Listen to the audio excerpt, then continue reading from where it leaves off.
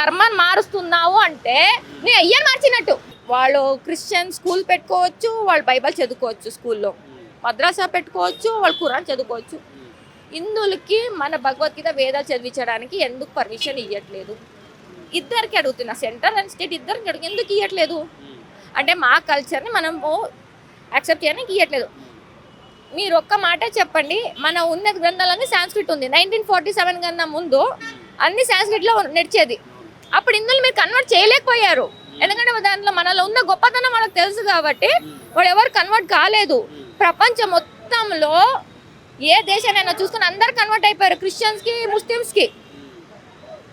India ఒక్కటే దేశం అండి, పోరాడుకొని మా అమ్మలు మా తాతలు డబ్బులు కట్టుకోనో జిహాద్ కట్టుకున్నా, వాళ్ళు కొడితేనో తిడితేనో బాధపడి హిందూగా అని చెప్పి మాకు ట్యాగ్లైన్ ఇచ్చారు. కాపాడుకోరా?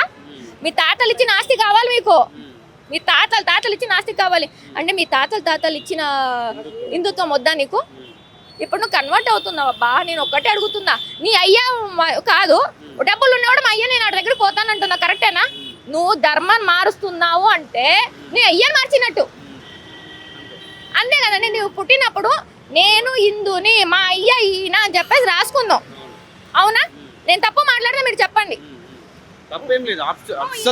నువ్వు హిందూ అని, నేను క్రిస్టియన్స్ మారిపోయినా, నేను ముస్లిం మారిపోయినా అంటే నువ్వు నీ అయ్యని కాదని అవతలవాడు బాగున్నాడు వాడు తిండి పెడతాను అయ్యని మార్చుకున్నట్టు